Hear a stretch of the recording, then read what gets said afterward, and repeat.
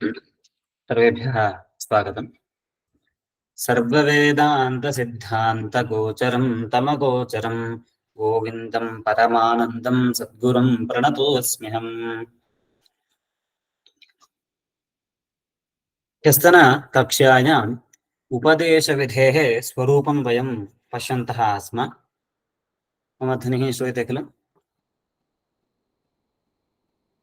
श्रूयते महोदय। आम् आम्।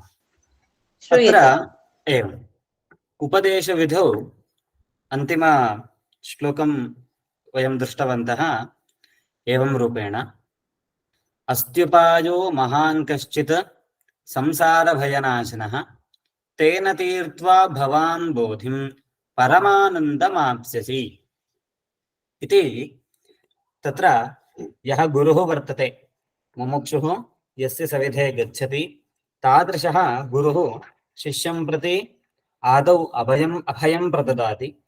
अभयं प्रदाय तत्र उत्तरदानकाले एवं वदति, संसारभयनाशनः कश्चित् महानुपायः अस्ति, तेन भवान् बोधिं तीर्त्वा परमानन्दम् आत्मनः पारमार्थिकं स्वरूपं प्राप्तुं शक्यते इति उक्तवान् आसीत्, गुरुः वदति। तदनन्तरः श्लोकः अयं वर्तते। आदौ पाठयामि। सुमित्रा भगिनी, सुमित्रा महोदय अनुवादं कुर्वन्ति वा? अस्तु महोदय। वेदान्तार्थविचारेण जायते ज्ञानमुत्तमम् तेनात्यन्तिकसंसार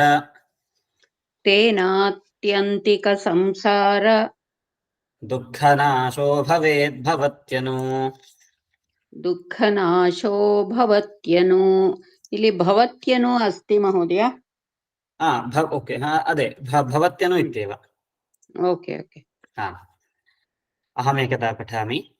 वेदान्तार्थविचारेण जायते ज्ञानमुत्तमम् तेनात्यन्तिकसंसार दुःखनाशो भवेत्यनु इति। भवेत्यनु वा भवत्यनु इति अस्ति पुस्तके। क्षम्यतां, भवत्यनु इत्येव कुर्मः। भवत्यनु भवेदिति न, भवत्यनु इत्येव। भवत्यनु अस्तु। एवम्। अत्र गुरुः उपायं प्रारब्धवान्। उपायस्य निरूपणम् अस्मात् श्लोकादेव आरभ्यते।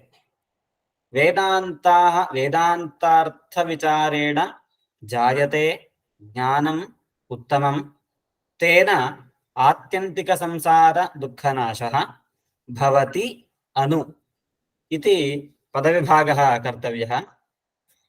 तत्र योजनां यदि अवलोकयामः, एवं योजना वर्तते। वेदान्तार्थविचारेण उत्तमं ज्ञानं जायते अनुतेन आत्यन्तिकसंसारदुःखनाशः भवति इति संक्षिप्ता योजना वर्तते। अत्र प्रथमं क्रमशः पदानाम् अर्थान् अवलोकयामः। वेदान्ताः नाम उपनिषदः इति वयं जानीमः। कथं सः अर्थः लभ्यते इति चेत्, वेदानाम् अन्ताः अन्ते सन्ति इति वा वक्तुं शक्नुमः।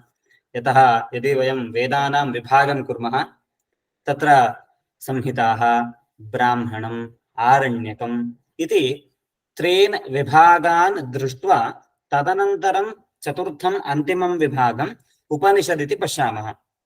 वेदानां विभागः यदा क्रियते, संहिता, ब्राह्मणम्, आरण्यकम्, उपनिषत् इति चतुर्था विभागः क्रियते। तत्र अन्तिमः वेदानां भागः यः अस्ति सः वेदान्तः इति वक्तुं शक्नुमः। वेदानाम् अन्ते उपनिषदः एव विभज्यन्ते, अतः वेदान्ताः इत्यनेन उपनिषत् शब्दः, उपनिषदां ग्रहणं कर्तव्यम्। अन्यः अपि एकः मार्गः अस्ति। अन्तः इति शब्दस्य निर्णयः, निश्चयः, सारः इत्यर्थः प्रसिद्धः वर्तते। अतः वेदानां सारः, तात्पर्यं, निर्णयः, विवक्षितं रहस्यं यदस्ति, इदं यत्र वर्तते तदेव वेदान्तः इति वक्तुं शक्नुमः।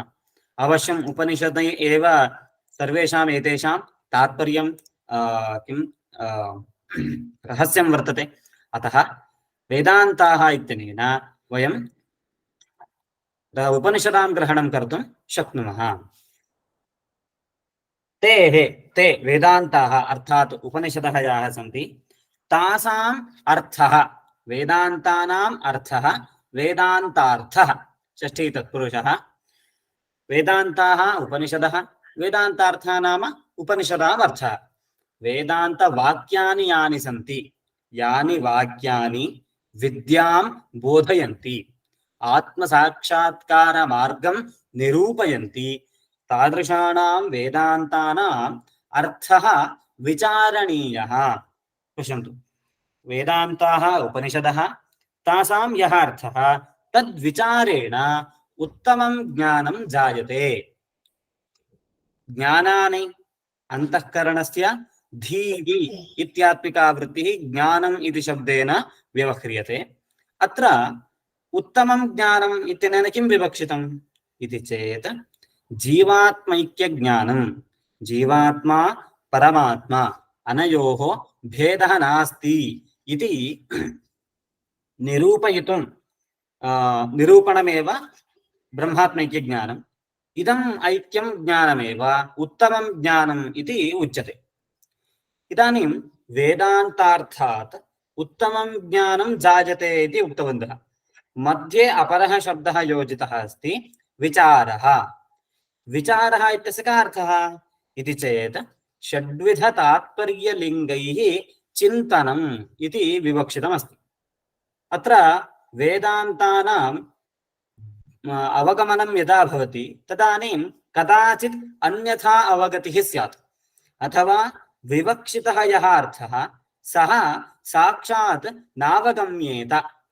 तदर्थं शास्त्रेषु विशेषेण वेदान्तशास्त्रे कानिचन लिङ्गानि सन्ति तात्पर्यलिङ्गानि इति वयं शास्त्रेषु तत्र आह्वयामः। प्रत्येकं वाक्यस्य अथवा समग्रं प्रकरणस्य समेषां वेदान्तानाम् अद्वितीये ब्रह्मणि एव तात्पर्यमस्ति इति बोधयितुम् अस्माकं कृते साहाय्यकानि सहकारीभूतानि षड्विधानि लिङ्गानि सन्ति।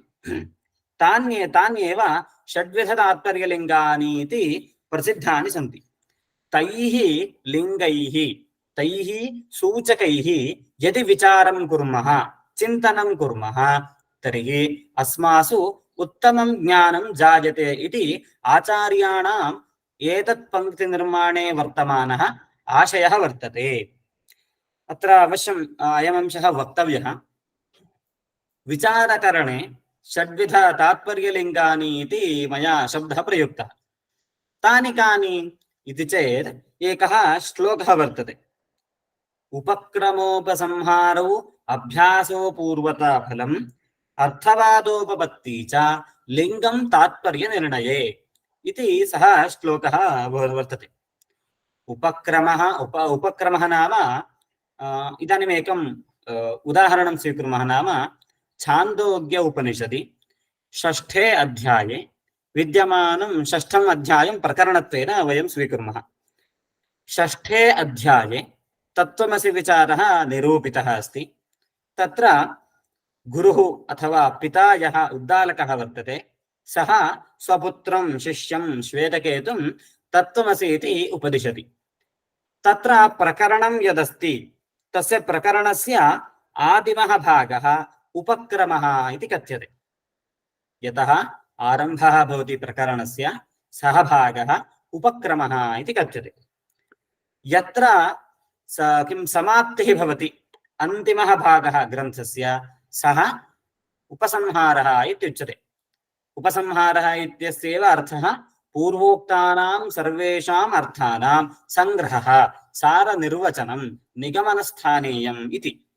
तथा च ग्रन्थस्य समग्रस्य प्रकरणस्य आदिमः भागः उपक्रमः अन्तिमः भागः उपसंहारः।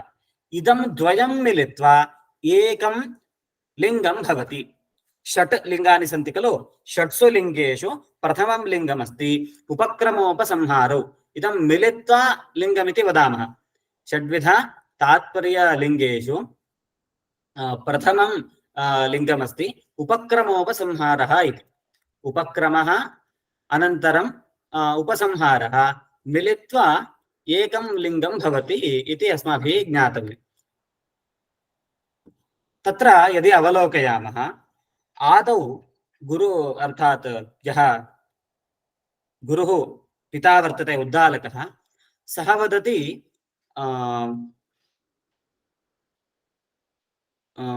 एकविज्ञानेन ब्रह्मविज्ञानेन सर्वविज्ञानम् इति। तत्र प्रथमेन वाक्येन अथवा प्रकरणस्य आदौ विद्यमानैः वाक्यैः एवमेव विवक्षितार्थस्य अनेन प्रकरणेन यम् अर्थं प्रतिपादयितुम् इच्छति गुरुः, तं विचारं आदावेव निरूपयति।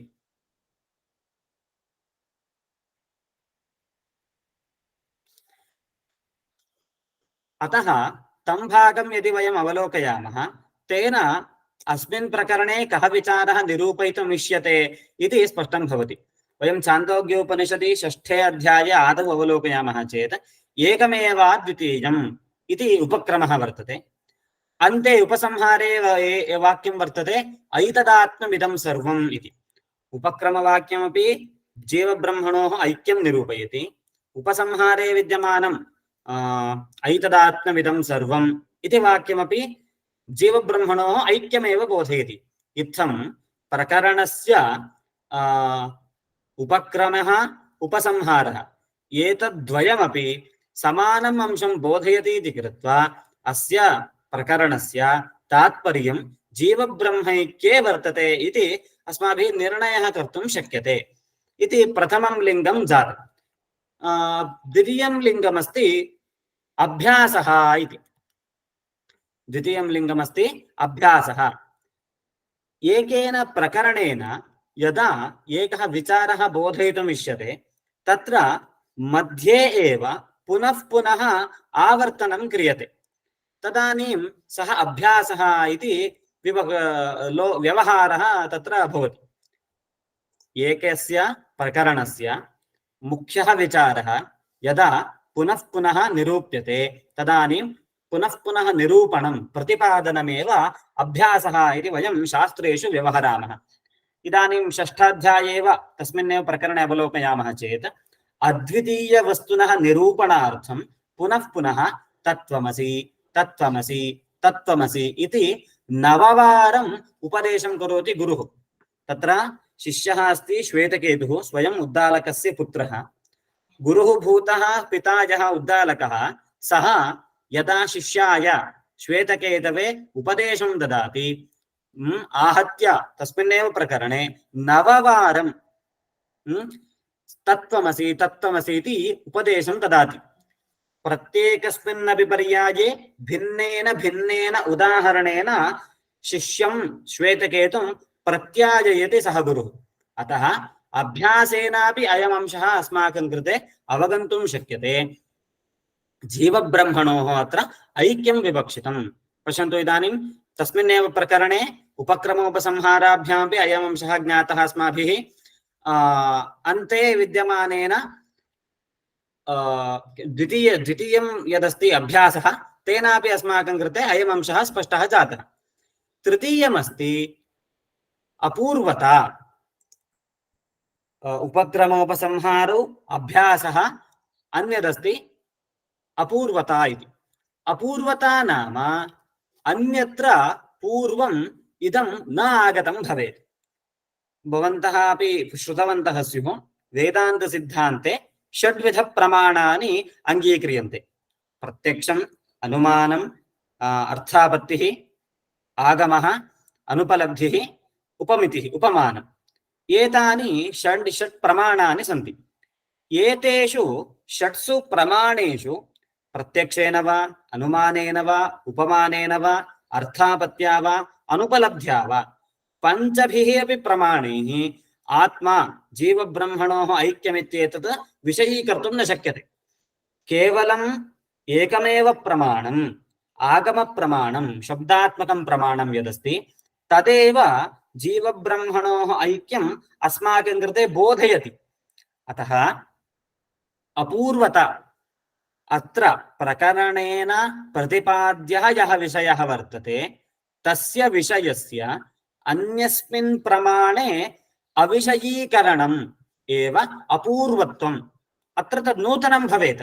अन्यत्र उक्तमेव अत्र उच्यते इति वा, अन्येन प्रमाणेन ज्ञातः एव अंशः अत्र उच्यते वा इति न स्यात्। यः अंशः यः विचारः प्रकरणेन प्रतिपादयितुम् इष्टः वर्तते सः मानान्तरेण प्रत्यक्षेण वा अनुमानेन वा अन्येन केनापि मानेन न विषयीक्रियते चेत् तदेव विषयस्य अपूर्वता इति कथ्यते। इत्थं तृतीयं तात्पर्यग्राहकं लिङ्गं निरूपितं। चतुर्थमस्ति फलम्। उपक्रमोपसंहारौ अभ्यासः अपूर्वता फलं चतुर्थं लिङ्गमस्ति फलम् इति। यदा यन्कञ्चन पुरुषम् एकस्मिन् कर्मणि अहं नियोजयितुम् इच्छामि आदौ तस्मिन् रुचिः उत्पादनीया। भोः भवान् इदं कार्यं करोति चेत् भवतः कृते एतादृशं प्रयोजनं भवति। भवान् गोः पालनं करोति चेत् गोः सकाशात् क्षीरं लभ्यते, दधि लभ्यते, नवनीतं लभ्यते। इत्थम् अहं यदा प्रयोजनानि निरूपयामि तदानीं सः ओहो अहम् इदं कार्यं करोमि चेत् अस्मात् कार्यात् मया ईदृशं फलं लब्धुं शक्यते इति चिन्तयित्वा तादृशे कर्मणि प्रयत्नं करोति। अतः अत्रापि अद्वितीयत्वं बोधयितुम् इष्टं खलु। जीवब्रह्मणोः अभेदः निरूपयितुम् इष्टः खलु। तादृशेण ज्ञानेन अहं ब्रह्मास्मि, जीवब्रह्मणोः भेदः नास्ति इति ज्ञानेन प्रयोजनं किमस्ति इति बोधनीयम्। अतः तत्रैव यदा अवलोकयामः जीवब्रह्मणोः ऐक्यज्ञानस्य फलं दर्शयन्ति। तत्रैव छान्दोग्ये आचार्यवान् पुरुषो वेद तस्य तावदेव चिरं यावन्न विमोक्ष्ये अथ सम्पत्स्ये इति। इदं प्रायः अस्माभिः बहुधा श्रुतमस्ति। यः आचार्यसहिततया आचार्यस्य मुखादेव तत्त्वमस्यादिरूपेण स्वस्य ब्रह्मणश्च अभेद उपदेशं प्राप्तवान् भवति तादृशाय तावत्पर्यन्तमेव संसारः भवति यावत्पर्यन्तम् अनुभवात्मकं सत्तानिश्चयात्मकं ज्ञानं न उत्पद्यते। यदा उत्पद्यते ततः परं सः अस्मात् बन्धनात् मुच्यते। पश्यन्तु, आचार्यवान् पुरुषो वेद तस्य तावदेव चिरं यावत्पर्यन्तं प्रारब्धकर्म फलक्षयः न भवति तावत्पर्यन्तमेव संसारः। ततः उत्तरं तु तस्य मुक्तिः भवति, अथ मोक्षं सम्पत्स्ये इति अत्र किं फलं दर्शयति। अतः अद्वितीयवस्तुज्ञानस्य तत्प्राप्तिः अद्वितीयत्व अवस्था प्राप्यते यदि प्रयोजनं बोधयति छान्दोग्योपनिषदि 6 अध्याये विद्यमानं प्रकरणं। तथा च तेन प्रकरणेन वयं प्रयोजनं किमित्यपि ज्ञातुं शक्नुमः। अतः मध्ये मध्ये तस्य प्रकरणस्य विषयज्ञानेन किं फलमस्ति इति बोध्यते चेत् तदानीं तत्र प्रवृत्तिः भवति। सर्वे च मुमुक्षवः तादृशे मार्गे निरताः भवन्ति। अतः फलम् इति चतुर्थं तात्पर्यलिङ्गं भवति। पुनः स्मारयामि, प्रथमं तात्पर्यग्राहकं लिङ्गमस्ति उपक्रमोपसंहारौ मिलित्वा, द्वितीयमस्ति अभ्यासः, तृतीयमस्ति अपूर्वता, चतुर्थमस्ति फलं, पञ्चममस्ति अर्थवादः। अर्थवादः नाम कः इति चेत् तत्रैव वर्णनं पश्यन्तु। इदानीं दृष्टान्तमेव साक्षात् अवलोकयामः। छान्दोग्योपनिषदि जीवब्रह्मणोः ऐक्यं बोधनीयमस्ति। तत्र प्रतिपाद्यः विषयः वर्तते जीवब्रह्मणोः ऐक्यमेव। तस्यैव विषयस्य मध्ये मध्ये प्रशंसनं कुर्मः चेत् भोः इदम् अत्यन्तं इदानीं यदा वयम् आपणं गच्छामः तत्र ये सेल् कुर्वन्ति विक्रयणं कुर्वन्ति ते यत्किञ्चित् वस्तु तैः विक्रेतव्यमस्ति तत् प्रदर्श्य वदन्ति इदम् एवमस्ति, इदम् एवमस्ति, इदं स्वीकुर्वन्ति चेत् भवताम् एतादृशं प्रयोजनं भवति इति तस्य प्रशंसां कुर्वन्ति। तथा प्रशंसां कुर्वन्ति चेत् वयं तत् स्वीकर्तुम् इच्छामः। तद्वदेव अत्रापि इदानीं जीवब्रह्मणोः ऐक्यं ज्ञातव्यं चेत् तस्य प्रशंसा कर्तव्या भवति। अतः तत्रापि छान्दोग्ये षष्ठाध्यायेपि यदा गुरुः उद्दालकः स्वकीयं शिष्यं श्वेतकेतुं जीवब्रह्मणोः ऐक्यांशं बोधयति, तत्र प्रशंसां करोति अर्थवादरूपेण। प्रशंसा वा निन्दा वा अर्थवादः। यदि प्रवर्तनीयमस्ति तदानीं प्रशंसा क्रियते चेत् सः अर्थवादः, यदा निवर्तनीयमस्ति तदानीं निन्दा क्रियते चेत् सः अर्थवादः। अत्र तु इदानीं जीवब्रह्मैक्यं जानातु इत्येव प्रेरणा दातव्या अस्ति। अतः तस्य ज्ञानस्य प्रशंसां करोति। कथं प्रशंसां करोति इति चेत् वयं छान्दोग्योपनिषदम् अवलोकयामः चेत् तत्र इदं वाक्यं वर्तते, उततमादेशमप्राक्ष्यः येनाश्रुतं श्रुतं भवति अमतं मतम् अविज्ञातं विज्ञातम् इति वाक्यमस्ति। कः अभिप्रायः? जीवब्रह्मणोः ऐक्यज्ञानमस्ति खलु, अहं ब्रह्मास्मि इति यज्ञानमस्ति, इदं ज्ञानं भवान् प्राप्नोति चेत्, इदम् एकदा श्रुत अवगम्यते चेत् ब्रह्मतत्त्वम् अहं ब्रह्मास्मि इत्यंशः सत्तानिश्चयात्मकत्वेन रूपेण यदा भवता अवगम्यते, अश्रुतं सर्वं श्रुतं भवति, अन्यत् श्रोतव्यं किञ्चित् नैव अवशिष्यते। अमतं यस्य मननं न कृतमस्ति तदपि सर्वं मतं भवति। अश्रुतं श्रुतं भवत्यमतं मतं भवति, अविज्ञातं विज्ञातं भवति। यत्किञ्चित् इतोपि न विज्ञातमस्ति, अन्यत् किमपि विज्ञातुम् अवशिष्टमस्ति, तत्सर्वमपि भवान् ज्ञातुं शक्नोति। पश्यन्तु, एकं ज्ञायते चेदेव इदं सर्वं ज्ञातुं शक्यते चेत् कस्य वा प्रवृत्तिः न भवति। अतः तथा प्रशंसाकरणेन गुरुः स्वस्य छात्रं शिष्यं एतस्मिन् अद्वितीयत्वप्राप्तिमार्गे प्रेरयति। अतः एतादृशीं प्रेरणां दातुं या प्रशंसा क्रियते सा एव अर्थवादः इत्युच्यते। अतः अर्थवादः पञ्चमं तात्पर्यग्राहकं लिङ्गं भवति। यस्मिन् अंशे अर्थवादः प्रवृत्तः सः अंशः तात्पर्येण विवक्षितः इति अस्माकं कृते स्पष्टं भवति। उपक्रमोपसंहारौ अभ्यासः, अपूर्वता, फलम्, अर्थवादः इति पञ्च तात्पर्यग्राहकाणां लिङ्गानां विचारः अस्माभिः दृष्टः। अन्तिमः वर्तते, अन्तिमं तात्पर्यग्राहकं लिङ्गमस्ति उपपत्तिः।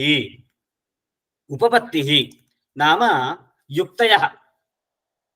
एकः यः अंशः अस्मिन् प्रकरणे प्रतिपादयितुम् इष्टः वर्तते, तस्य साधने उपपत्तिः या पुनः पुनः तत्र तत्र श्रूयते, सा युक्तिः एव उपपत्तिः इति वदामः। उदाहरणार्थम् इदानीम् एकविज्ञानेन सर्वविज्ञानं भवति इति प्रतिज्ञा क्रियते उद्दालकेन। एकविज्ञानेन सर्वं कथं ज्ञातुं शक्यते इति चेत् तयोर्मध्ये कार्यकारणभावः अस्ति इति दर्शयितुम् उद्दालकः त्रीणि उदाहरणानि दर्शयति अस्मभ्यं। तत्र वयम् अवलोकयामः चेत् एवं वाक्यानि सन्ति। यथा सौम्य एकेन मृत्पिण्डेन सर्वं मृण्मयं विज्ञातकं स्यात्, वाचारम्भणं विकारो नामधेयं मृत्तिकेत्येव सत्यम् इति एकं वाक्यमस्ति। एकम् उदाहरणं पश्यामः। मृत्तिका वर्तते, मृत्तिका मृत् अस्माभिः ज्ञायते। मृदः सकाशात् घटस्य निर्माणं कुर्मः।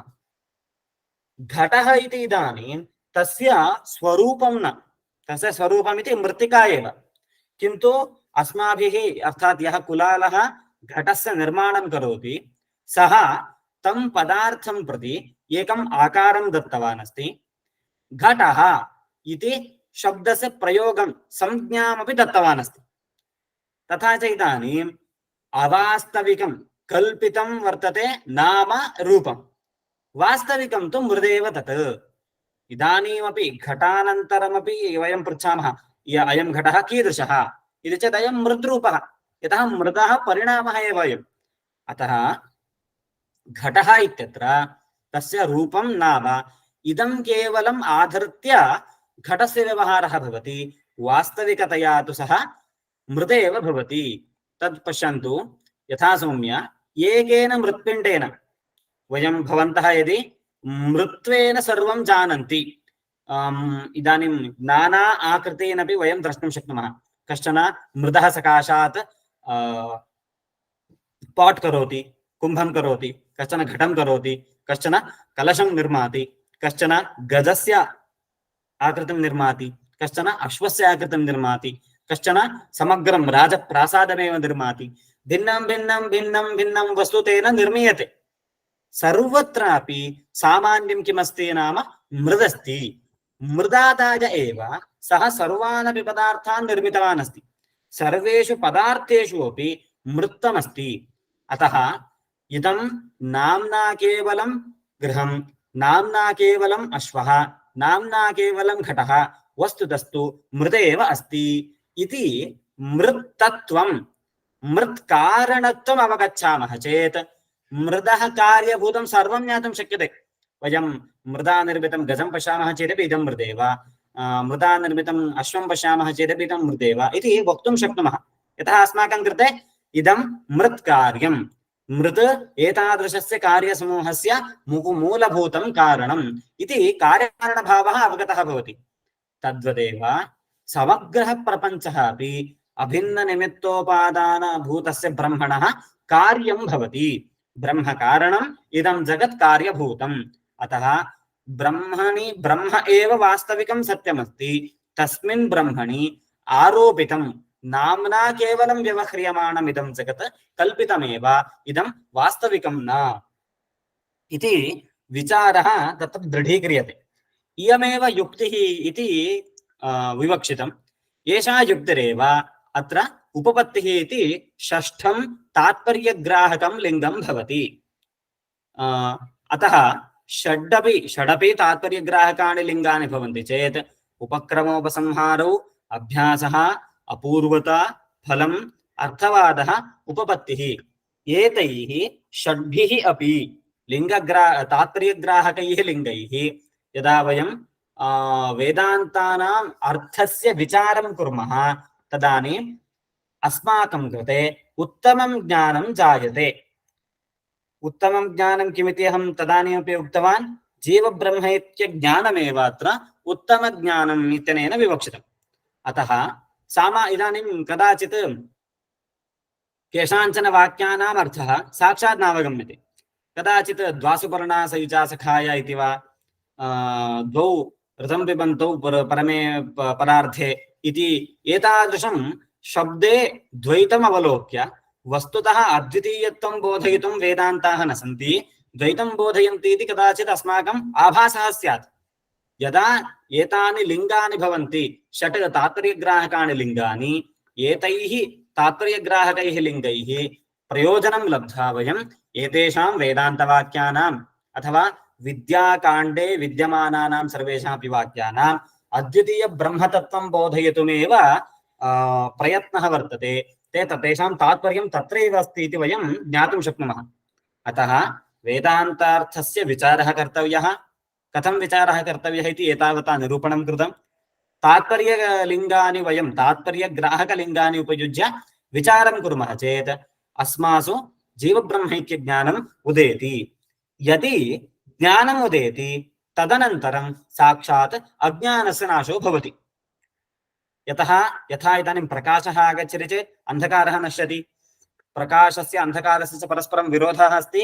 अतः एव प्रकाशः आगच्छति चेत् अन्धकारस्य नाशो भवति। एवमेव ज्ञानम् अज्ञानम् अनयोः परस्परं विरोधः अस्ति। ज्ञानम् आगच्छति चेत् अज्ञानस्य नाशः साक्षात् स्वयमेव भवति। अतः अज्ञानस्य नाशार्थं ज्ञानमपेक्षितं।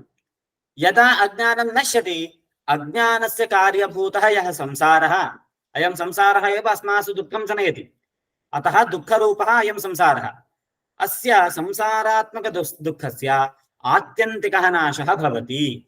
इतः परं पुनः संसारः अस्मान् न पीडयति। वयं संसारे पुनः सामान्य मनुष्ययोनिं वा अन्ययोनिं वा यत्किञ्चित् भोगायतनं लब्ध्वा पुनः पुनः सुखदुःखादि चक्रे पीडिताः न भवेम इति गुरुः पूर्वस्मिन् श्लोके उपायः अस्ति इत्युक्तवान्।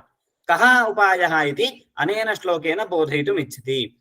पुनः योजनां पठामि।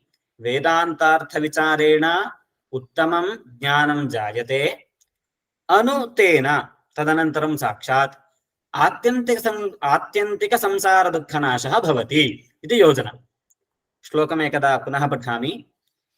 वेदान्तार्थविचारेण जायते ज्ञानमुत्तमं तेनात्यन्तिकसंसारदुःखनाशो भवत्यनु इति श्लोकः। अग्रिमं श्लोकं पश्यामः। सुमित्रा महोदय। अस्तु महोदय। श्रद्धा भक्तिध्यानयोगान् मुमुक्षोः श्रद्धा भक्ति ध्यान योगान् मुमुक्षोः मुक्तेर्हेतून् भक्ति साक्षात् श्रुतेर्गीः मुक्तेर्हेतून् वक्ति साक्षात् श्रुतेर्गीः यो वा एतेष्वेव तिष्ठत्यमुष्या यो वा एतस्येव तिष्ठत्यमुष्य मोक्षो विद्याकल्पितात् देहबन्धात् मोक्षो विद्या कल्पितात् देहबन्धात्। समीचीनम्। अहमेकदा पठामि। अस्तु, श्रद्धा धन्यवादः। भक्तिध्यानयोगान् मुमुक्षोः मुक्तेर्हेतून् भक्ति साक्षात् श्रुतेर्गीः यो वा एतेष्वेव तिष्ठत्यमुष्य मोक्षो विद्याकल्पितात् देहबन्धात् इति श्लोकः। अत्र पदविभागम् अवलोकयामः चेत् श्रद्धाभक्तिध्यानयोगात् मुमुक्षोः मुक्तेः हेतून् वक्ति साक्षात् श्रुतेः गीः यः वा वै एतेषु एव तिष्ठति अमुष्य मोक्षः अविद्याकल्पितात् देहबन्धात् इति पदविभागः। कथामन्त्रान्वयः का अत्र योजना इति पश्यन्तु। श्रुतेः गीः मुमुक्षोः श्रद्धाभक्तिध्यानयोगात् मुक्तेः हेतून् साक्षात् वक्ति यो वा एतेषु एव तिष्ठति अमुष्य विद्याकल्पितात् अविद्याकल्पितात् देहबन्धात् मोक्षः भवति इति शब्दः श्लोके नास्ति, अस्माभिः सह योजनीयः। पश्यन्तु, श्रुतिः नाम वेदः आगमः इति स्पष्टं। श्रुतेः गीः नाम वचनं वाक्यं। श्रुतेः गीः नाम श्रुतिवाक्यं वेदवाक्यम् इत्यर्थः। अमरकोशः यदि दृश्यते तत्र गीर्वाग्वाणी सरस्वती इति वाक्यमस्ति, तेन स्पष्टं भवति गीः नाम वचनं। श्रुतेः वचनं यदस्ति इदं श्रुतेः वचनं मुमुक्षोः मार्गं दर्शयति, मार्गान् वदति। के ते मार्गाः इति चेत् श्रद्धामार्गः, भक्तिमार्गः, ध्यानमार्गः। श्रद्धाभक्तिध्यानयोगात् इति त्रयः अंशाः साधनत्वेन हेतुत्वेन श्रुतिः बोधयति। तत्र कैवल्योपनिषदि एका उपनिषदस्ति, तत्र एतादृशं वाक्यमस्ति, श्रद्धाभक्तिध्यानयोगादवेः। कथं जानीहि आत्मनः स्वरूपम् इति चेत् एतैः त्रिभिः मार्गैः जानीहि इति वदति। अतः आचार्याः एतम् अंशमत्र योजितवन्तः। श्रद्धा भक्तिः ध्यानम्। अत्र श्रद्धा नाम पूर्वम् अस्माभिः दृष्टं गुरोः वचनेषु इदं सत्यम् इति विश्वासः एव श्रद्धा। भक्तिः नाम एक व्यक्ति विषयिणी निरंतर अंतःकरणधारा भक्तिः इत्युच्यते। ध्यानं नाम तत्र प्रत्ययैकतानता ध्यानं। यत्किञ्चिदेकं आधारम् आलम्बनं स्वीकृत्य तत् पुरतः सालग्रामः वा स्यात्, दीपः ज्योतिः वा स्यात्, अथवा बाह्यं वस्तु किमपि नास्ति चेत् ओङ्कारः वा स्यात्, तदेव आलम्बनत्वेन स्वीकृत्य तस्मिन् देवतायाः ब्रह्मणः वा निरन्तरं चिन्तनं ध्यानम् इति उच्यते। एते त्रयः अपि मार्गाः। एतेषाम् अनुष्ठानेन मोक्षमार्गे अग्रेसरणं भविष्यति।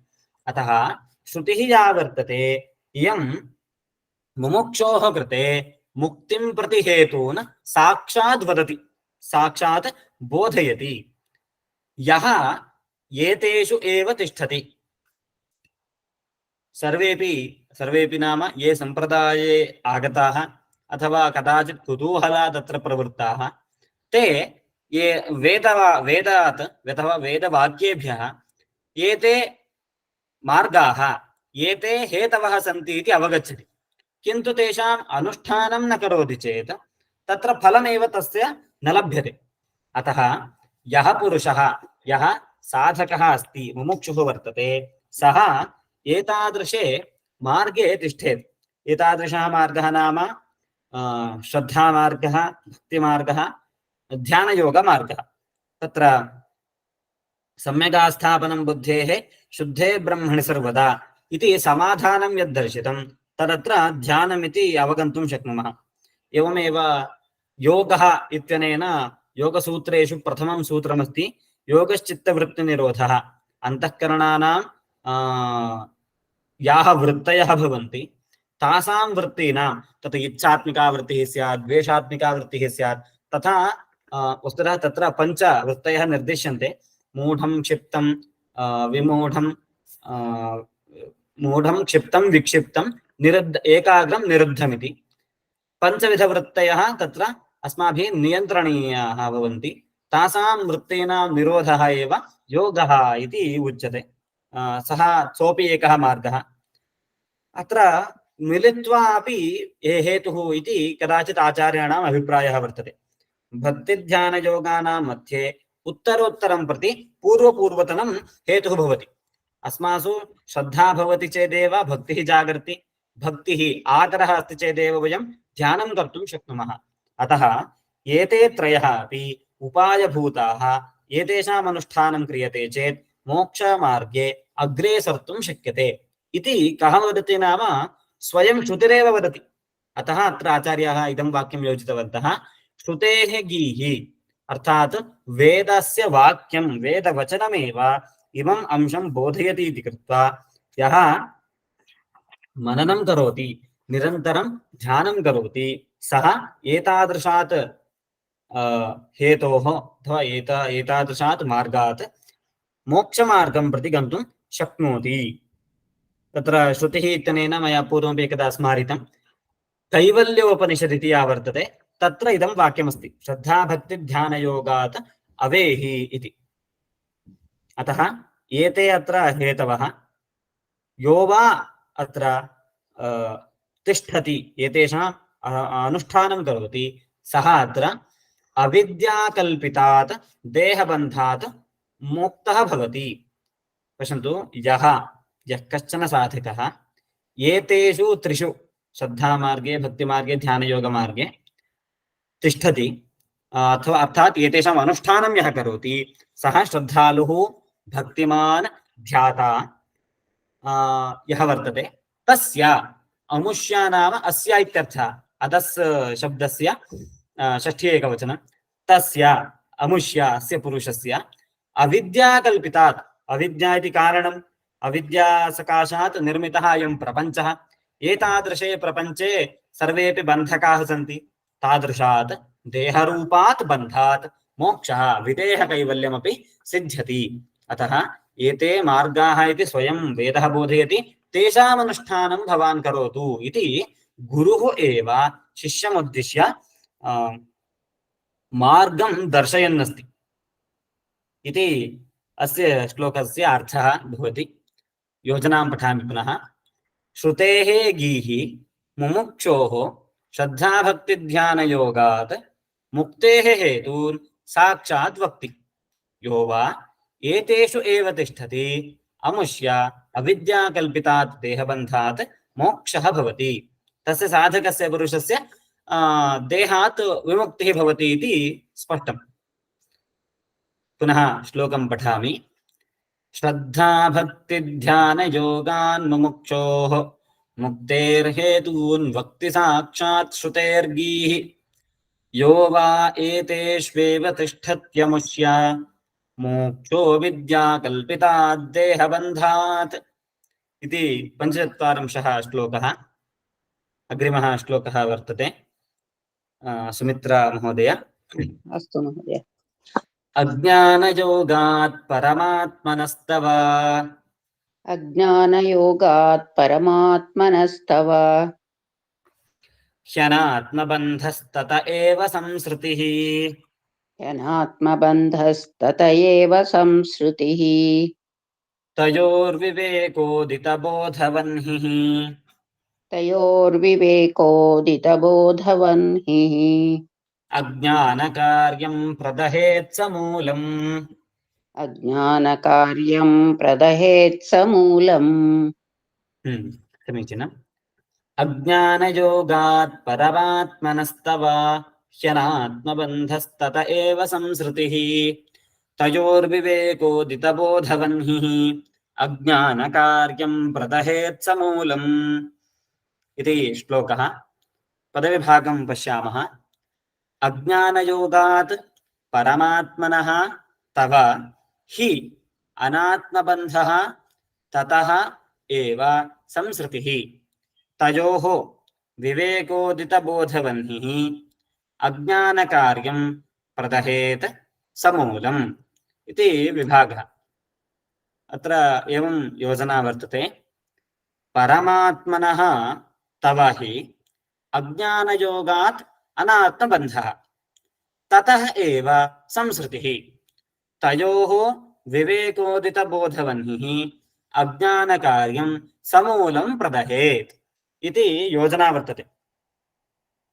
परमात्मनः अज्ञानयोगात् अत्र अज्ञानं यदस्ति तत् परमात्मनः मम अभेदस्वरूपम् आवृणोति। यतः इदम् अज्ञानं बन्धयति आवृणोति ततः एव संसारः उत्पद्यते। अज्ञानस्य शक्तिद्वयमस्ति। एका शक्तिः आवरणशक्तिः, अपरा शक्तिः विक्षेपशक्तिः। आवरणशक्त्या यथा अहं ब्रह्मास्मि इति न ज्ञायेत तथा करोति। विक्षेपशक्त्या अहं संसारी, मयि कर्तृत्वमस्ति भोक्तृत्वमस्ति इति अंशम् आरोपयति। अतः परमात्मभूतस्य एव तव, अत्र परमात्मनः तव च इति भेदः मास्तु।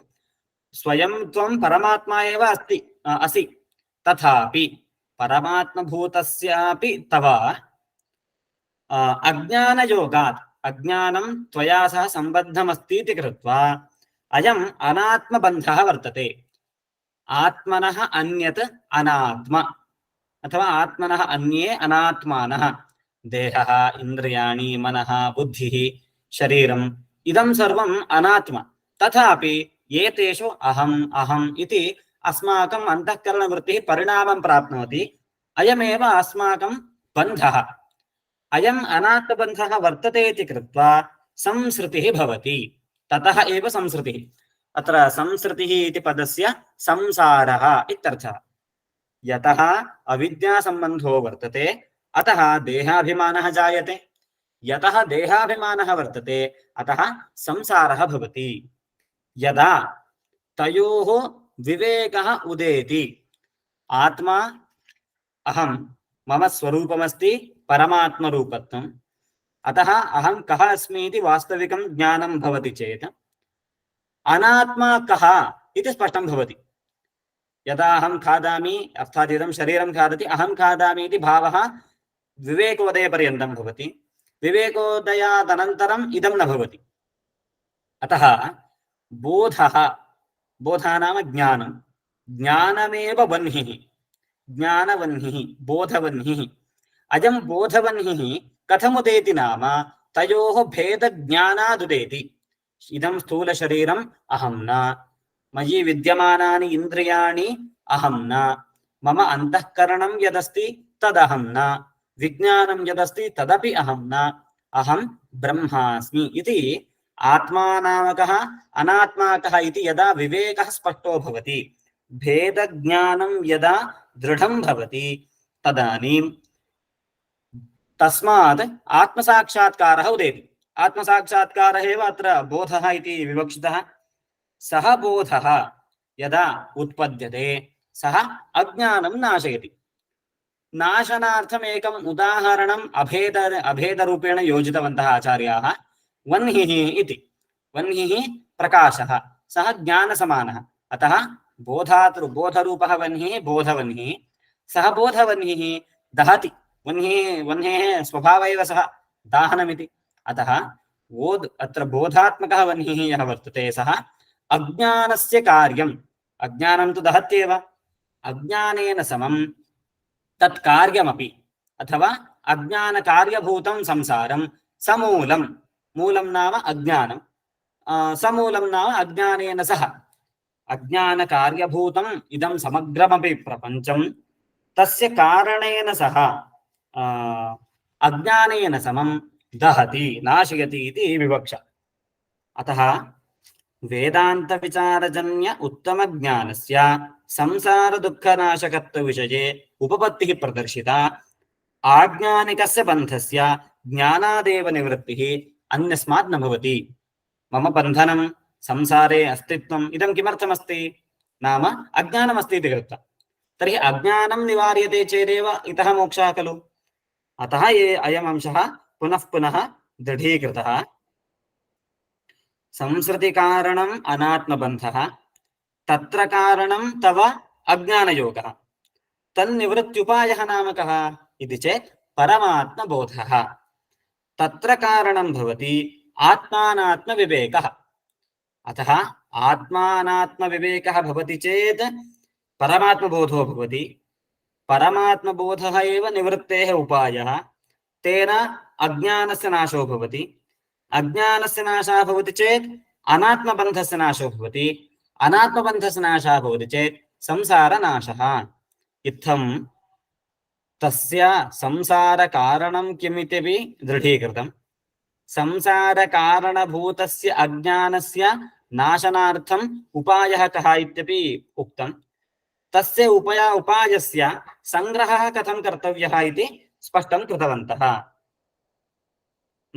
इत्थम् एतावत्पर्यन्तैः श्लोकैः गुरुः उपदेशं दत्तवान्। अस्मात् बन्धनात् भवसागरात् मोक्षः लब्धव्यश्चेत् तदर्थम् उपायः वर्तते। सः उपायः कः इति चेत् जीवब्रह्मैक्यज्ञानमेव। जीवब्रह्मैक्यज्ञानस्य कथं महत्त्वमस्ति इति उदाहरणानि दर्शितवन्तः। तादृशम् आत्मसाक्षात्कारं लब्धव्यं चेत् आत्मा नाम कः अनात्मा नाम कः इति स्पष्टं जानीयात्।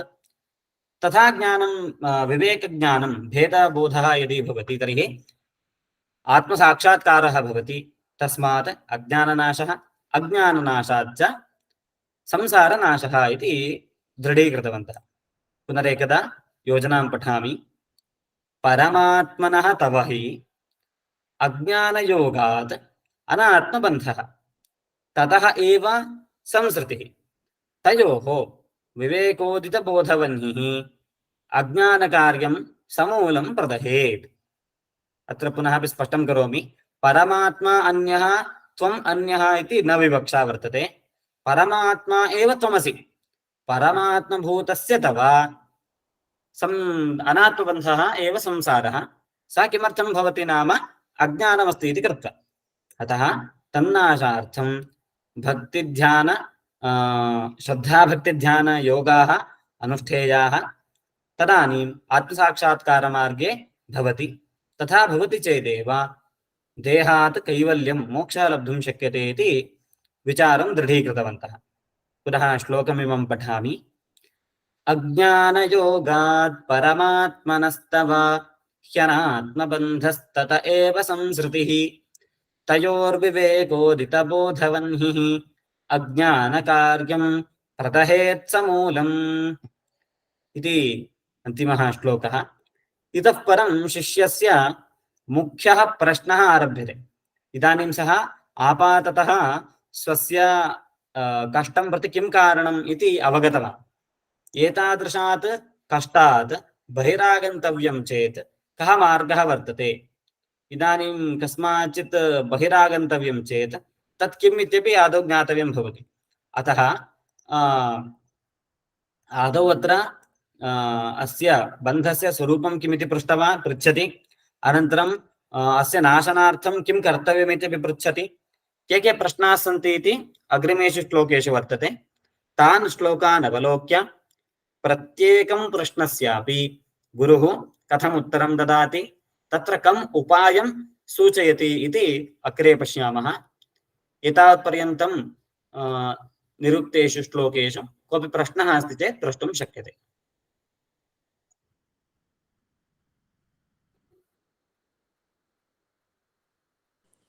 आचार्य नमो नमः।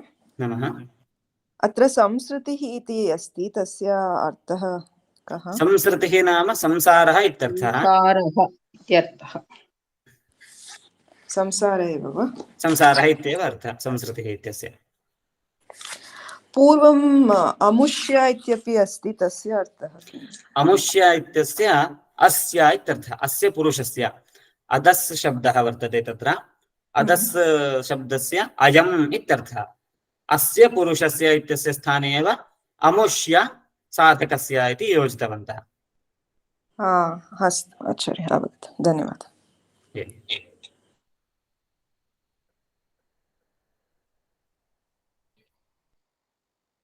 अनन्तरमपि अन्ये प्रश्नाः सन्ति चेत् प्रष्टुमर्हन्ति। सर्ववेदान्तसिद्धान्तगोचरं तमगोचरं गोविन्दं परमानन्दं सद्गुरुं प्रणतोऽस्म्यहम्। धन्यवादः।